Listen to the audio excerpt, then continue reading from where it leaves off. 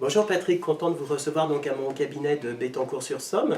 Donc je crois que vous aviez une question à me poser suite justement aux articles que vous avez pu lire, en tout cas les réactions que vous avez pu lire sur mon site. Donc je vous écoute parce que du coup j'ai pas très bien compris quelle était votre question. Oui, bonjour Thierry. Effectivement, en regardant donc vos vidéos et en ayant vu les commentaires, il y a une question donc qui m'interpellait un peu, enfin plutôt, je voulais savoir exactement comment on pouvait différencier un harcèlement moral d'un pervers narcissique. Alors, d'abord, la question est très intéressante et il est vrai aussi que la frontière entre les deux est très simple. Mais pour moi, il y a une différence essentielle. Le pervers narcissique va avoir une seule victime. Une fois qu'il l'aura abîmé, il ira vers une autre victime et donc il y a une sorte de passation. Il va de victime en victime. Pour le harcèlement moral, c'est tout à fait différent. Le harcèlement moral va inclure que pendant une courte période de temps, donc le plus important dans le cadre du harcèlement moral, en tout cas les expériences que j'ai, c'est celle du travail notamment. Donc vous allez avoir une personne qui va vous harceler. Cela ne veut pas dire qu'elle n'est pas perverse narcissique. Néanmoins, la relation n'aura pas été établie avec vous-même. C'est-à-dire que vous ne serez pas à l'intérieur de ses propres griffes. Hein. Donc ça c'est important. Donc il y a une différence dans le sens où l'attaque est différente.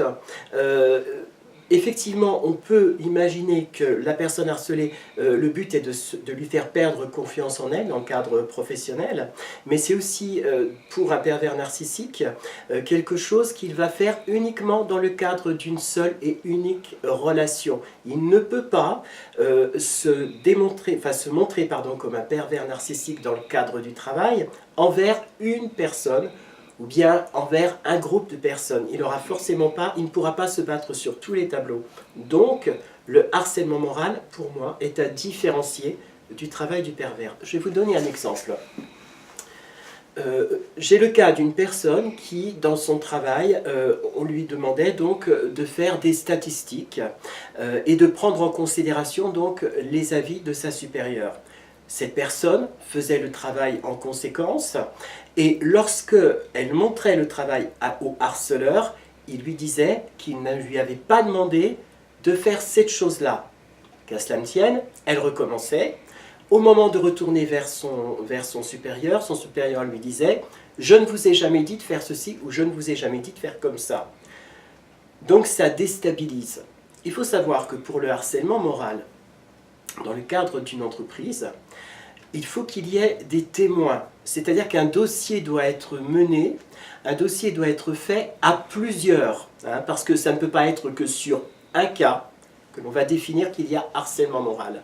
Pour le pervers narcissique, et c'est là qu'est toute la différence, il va s'attaquer à une seule et même personne pour l'amener à être sous sa totale domination. Voilà. De surcroît, une personne harcelée moralement va pouvoir disparaître, va pouvoir quitter son emploi, quitter la personne qui la harcèle.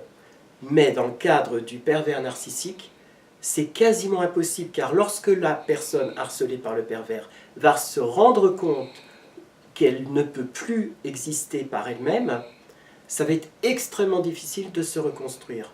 Voilà. Donc pour moi, il y a une grande différence, même si effectivement, ce travail de sape peut être considéré comme identique. Ça n'est pas le cas du tout. Voilà. Et en plus, juridiquement, comme je le disais, il est beaucoup plus facile de démontrer un harcèlement moral que de démontrer la violence d'un pervers narcissique.